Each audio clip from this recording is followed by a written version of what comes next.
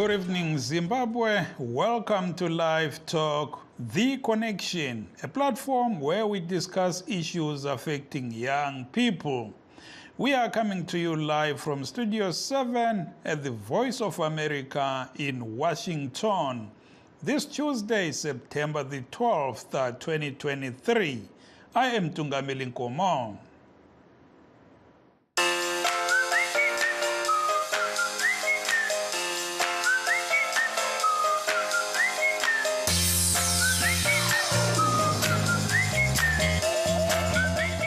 President Emmerson Mnangagwa saw his new cabinet ministers and deputies into office today, amid backlash from critics after appointing his son David Mnangagwa as deputy finance minister and nephew Tongai Mnangagwa as deputy tourism minister. The ministers took their oath of office at State House as Mr. Mnangagwa presses ahead with the formation of his new government following his disputed election victory last month, discredited even by SADC and African Union observer missions. The opposition Citizens Coalition for Change of Advocate Nelson Chamisa, which says the election was stolen, responded with disdain, saying in a statement, quote, "The cabinet is illegitimate as it is a product of a disputed election. By going ahead with announcing the appointments," said the CCC, Mr. Mnangagwa has revealed what has come to be associated with his autocratic regime, a casual disregard and contempt for the people's voice. The new cabinet, like the just-ended election, fails the credibility and legitimacy test, CCC spokesperson Promise Mkwanazi said. While facing praise from mostly ZANU-PF-leaning observers, Mnangagwa is also being criticized for retaining ministers whose achievement in previous administrations are difficult to point out. But what do you think? Let's take a short break. Stay tuned. In times of change, when the world seems uncertain and what we hear doesn't reflect what we see, we seek the truth. When we are told only part of the story, we lose trust. In moments of crisis, our dreams, hopes, and wishes for a better tomorrow depend on a free press. At Voice of America, we bring you the stories that people take risks to see. We connect the world and unite it with truth. At Voice of America, we show you the whole picture.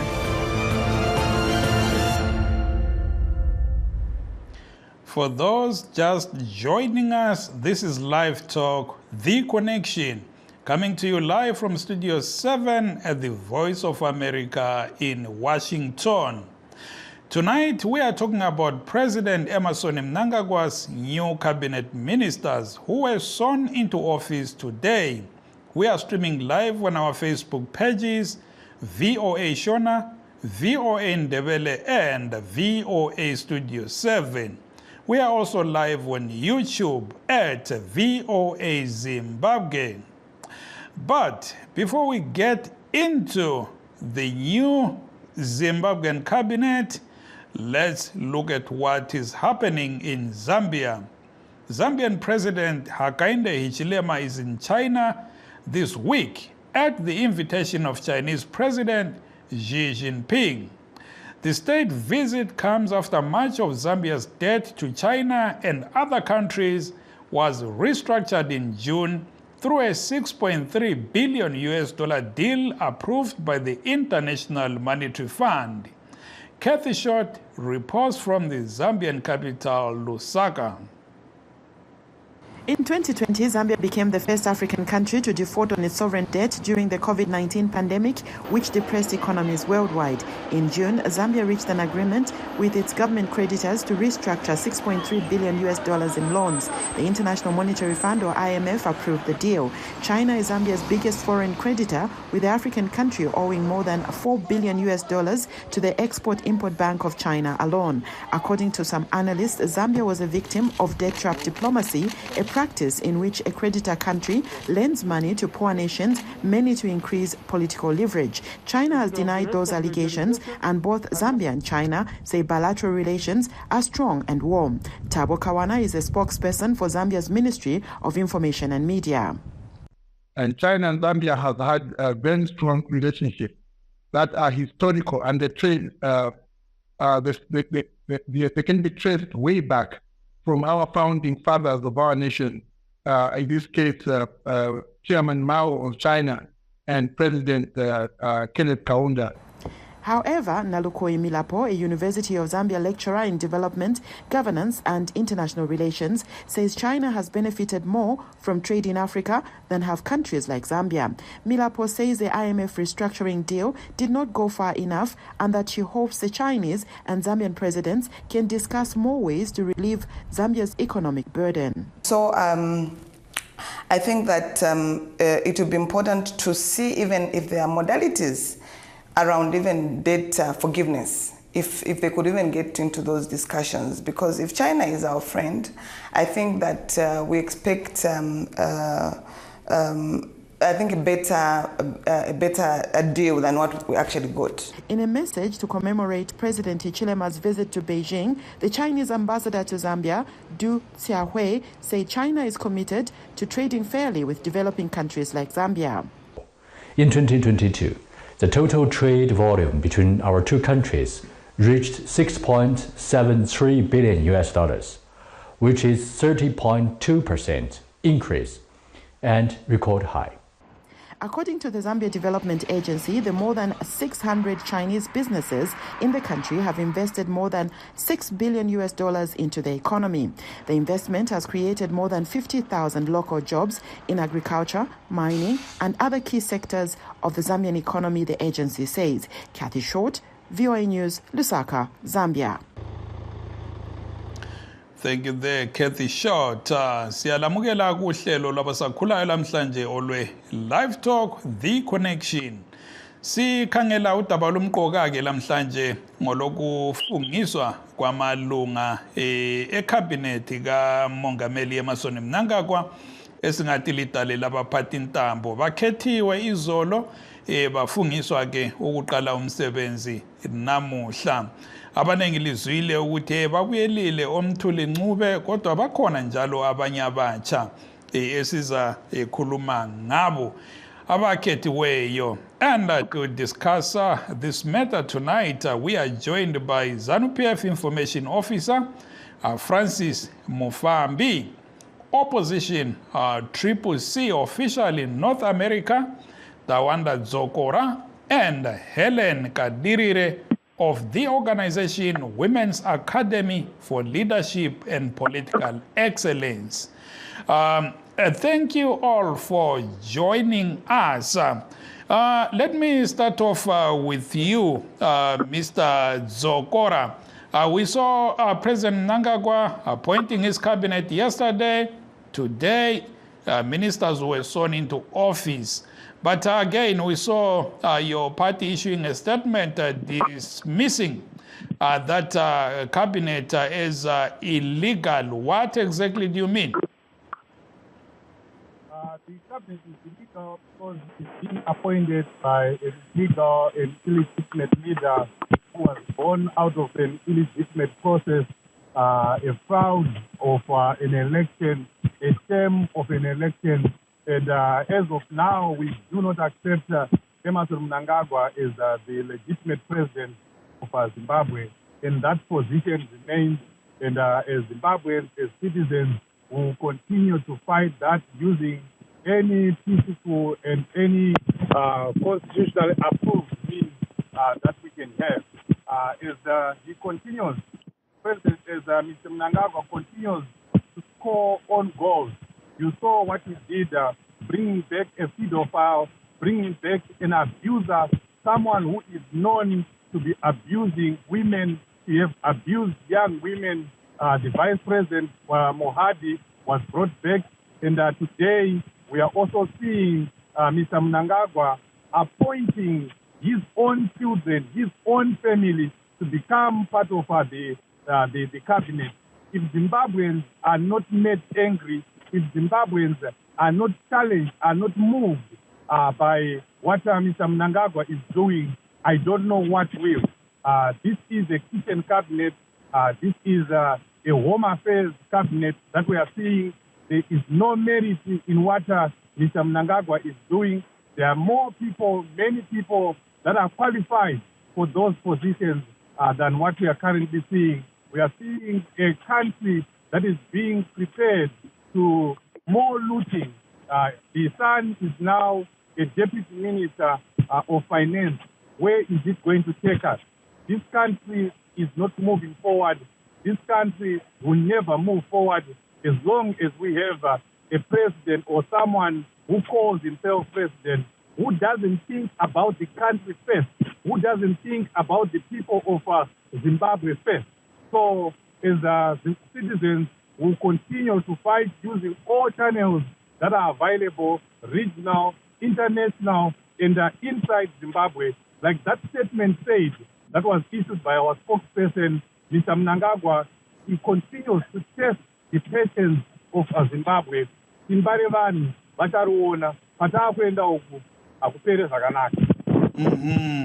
Thank you, Deva Dzokora. And coming to you, Mufambi, I'm sure you are hearing Vadzokora there criticizing the president for appointing his son and nephew as deputy ministers. And I'm sure it's the kind of criticism that you've also heard elsewhere from critics, of course. What's your take? How do you defend the president?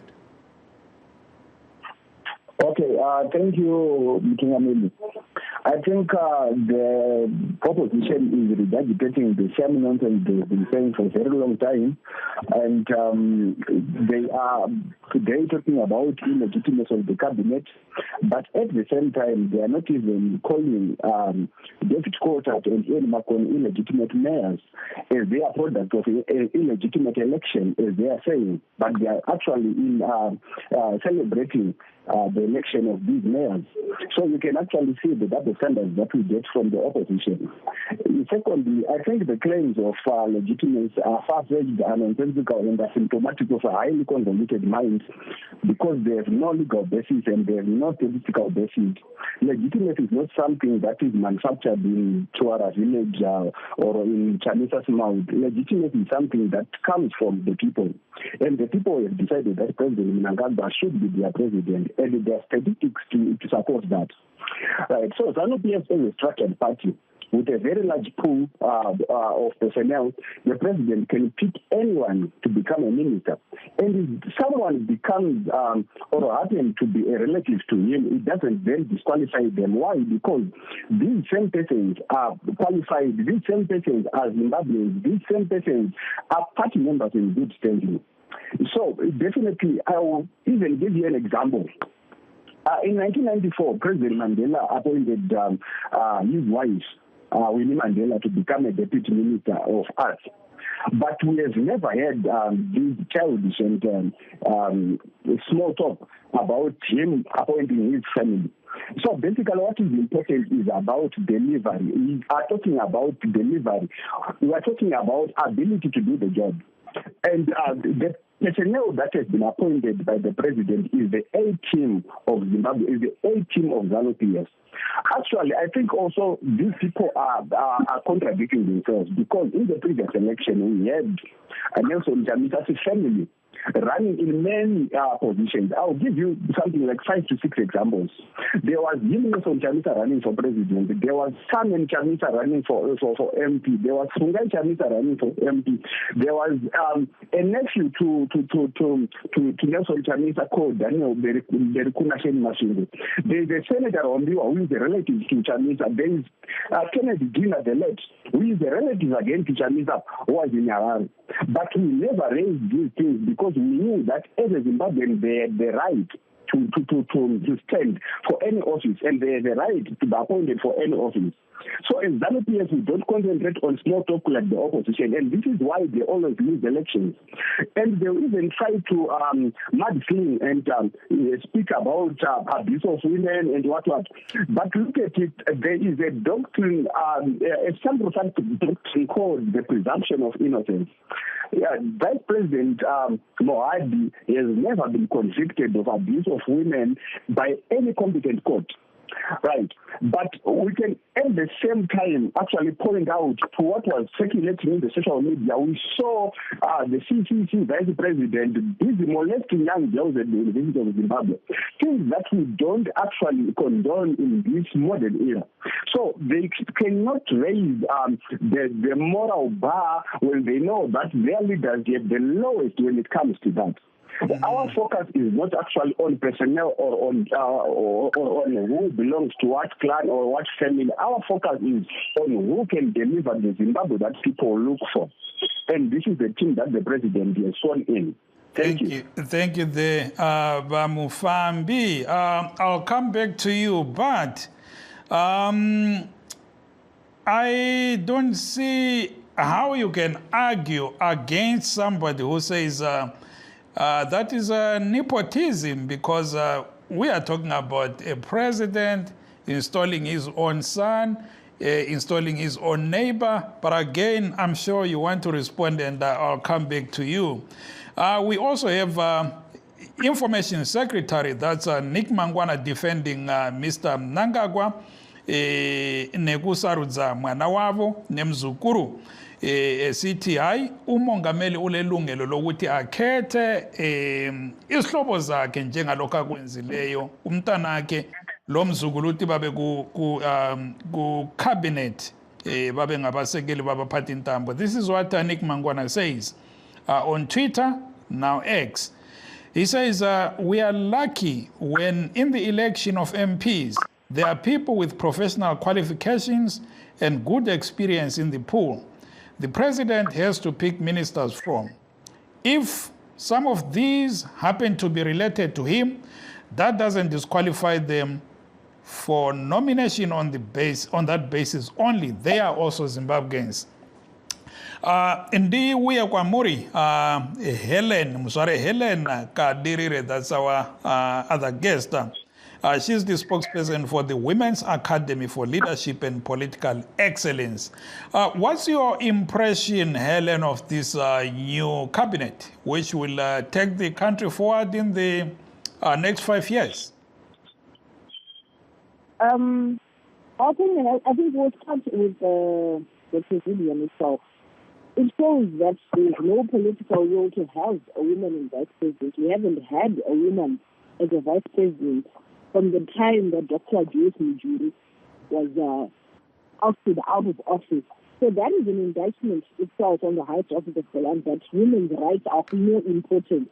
It's a slap in the face to women who are capable of taking up that office, but are not being given the chance for whatever reason that the president has. And then coming to the ministers, 6 women as opposed to 17 is also another slap in the face to gender equality. We have provisions in the Constitution found in Section 17, 56, and 80 that call for gender equality. But we still find that is still lagging. Women are still being given piecemeal offers with regards to leadership. And yet we are very capable women in Parliament right now. We are very capable lawyers. We are very capable people who can take on ministries such as local government, ministries that speak mostly to women's issues, to issues that affect women's social services, to health. But there is nothing that is being done by the Presidium itself to effect gender equality and advance women's issues. So that needs to be addressed before 2028 at least, because Zimbabwe is always a perpetual election mode, so we need those things to be addressed. Had outstanding electoral reforms being implemented and the provisions for gender equality had been put into the Electoral Act, would not be in the mess that we're in right now. And how about the issue of the youth, Helen? Because Wongo, people are complaining about the shortage of women. In the cabinet, I think there are 6 or so women, if I'm not mistaken. But how about the young people? Because I see some are celebrating kuti kwapinda vechidiki vakati kuti, including the president's son, David Mnangagwa, who is 34 years old. Vechidiki fara kuti vapinda, asi vangani vechidzimai vapinda vachoni. Tikanyatsotarisa age group years youth yachoni from 18 to 35, there's only one person who fits into that bill. How is he going to advance youth issues on his own in a cabinet full of older men and women? That's the issue. The youth are not being given the opportunity. There's the youth quota, but they didn't take anyone. They only took one person from that youth quota. So that in itself shows a lack of sincerity in the issues that they claim they want to advance. Siyabonga, Helen, please do stay on the line as we take a caller. I understand we have a caller from South Africa. Mtereri wakadi yako unjani mlaleli? Tripo makadi. Aiwa tripo edu. Ndinofara chashi ndinonzi World Trust Banda. Muri kuiona wase cabinet ya tora miko nasi?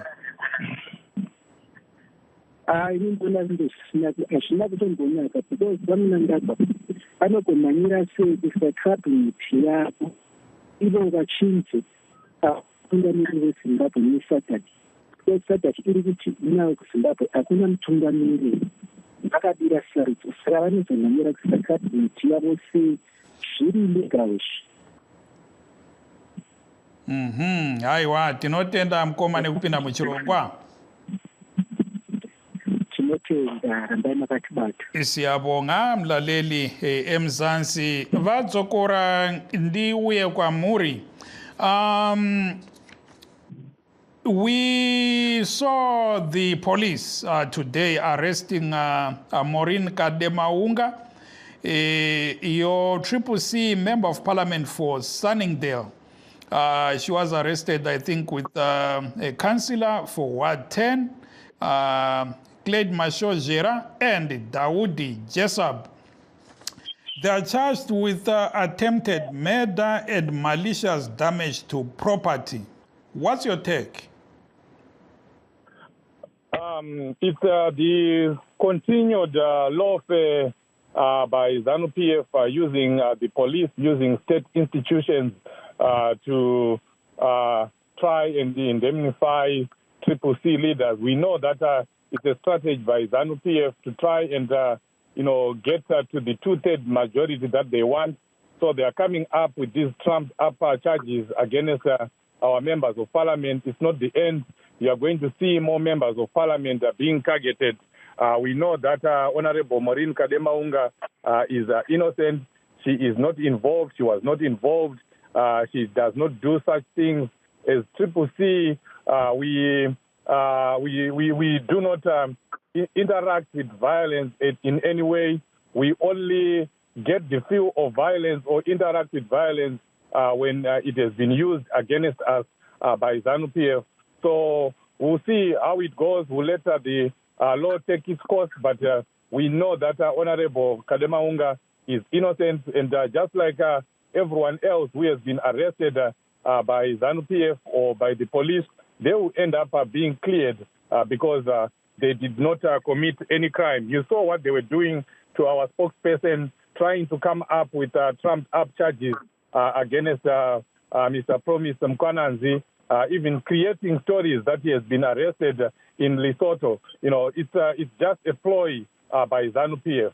But let me just very quickly go back to what Mr. Mufambi did. He was all over the place trying to defend the nepotism that Mr. Mnangagwa is clearly doing. bringing in the good name of Miss Winnie Mandela. Winnie Mandela was a cadre. She was a comrade who made her own name. She was a freedom fighter. So for him to bring the name of Winnie Mandela and try to compare that with the nepotism, clear act of nepotism that is being done by Mr. Mnangagwa, it's unjust to the repetition of Winnie Mandela and trying to create many chamisas. He mentioned about 5 chamisas that we don't even know, that do not even exist. If it is Sam and Chamisa, he was put through the test of the people. He went through a vote the first time and he was voted in by the people. This time around, he was also put through the test of the people, and unfortunately, he lost and he accepted. That's not the same with Mr. Mnangagwa's nephew and son, who are just handpicked and thrown into a cabinet. What he is doing, what ZANU-PF is doing, is a clear case of nepotism, and as citizens, we are going to react to that. Thank you, Vadzokora. Ndiuye kwamuri Mkoma Francis. Hanzi navadzokora nevamwe macritics enyu, hanzi cabinet hapana zviripo makumbo enyoka apa. Hakuna kuvandudza economy, upfumi kwamuchagona, zvicharamba zvichingo nhamo icharamba ichingotekeshera muchitadza kugadzirisa upfumi uye muchitadza kuprovida vanhu veZimbabwe mabasa. Muri kuti chii ipapo?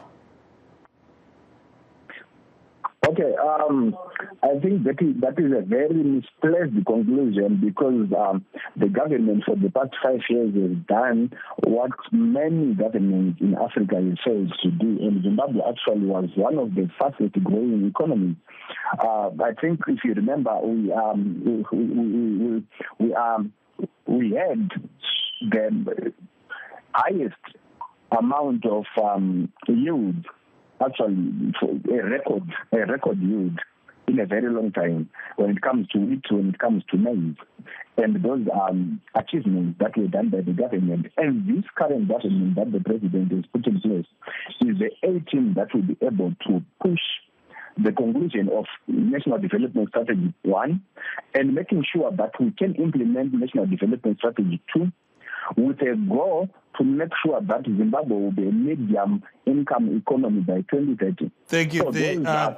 Thank you, Mkoma Francis. Famba. Let me go to Helen. Helen, government yatanga basa ndezvipi zvainofanira kukoshesa pachidimbu as we wrap up? Government ngaikoshese nyaya dzeutano, kuna social services delivery, kuti aitwe also a priority, education, women's rights, nyaya dzekuti security, vana nemadzimai vange vari secure, vari mumaministry iwaya ngavakoshese izvozvo. Health ndo chinhu chakanyanyisa kukosha, because madzimai ndiwo anochengeta varwere kuzvipatara. Ngakuwane mishonga, ngakuwane machiremba nemanesi anokwanisa kurapa vanhu, kwete kuti munhu wese ari kuita nesi ari kuda kunotsvaga maCOS ekuti vaende kuna United Kingdom, Canada, Australia. We need a functioning country isina kuti munhu wese aibvudza ari kutsvaga kuti regai ndingwaze ndibude munyika. That is what we need as a country. And that brings us to the end of our show. We would like to thank all our guests. That's Helen Kadirire, spokesperson of the Women's Academy for Leadership and Political Excellence. Mkoma Francis Mufambi, ZANU-PF Information Officer, and Mkoma Tawanda Zokora of the Opposition CCC here in America. Also, thanks to our listeners and viewers at home. Be sure to tune in again tomorrow. I am Tungamili Nkomo. Good night, Zimbabwe.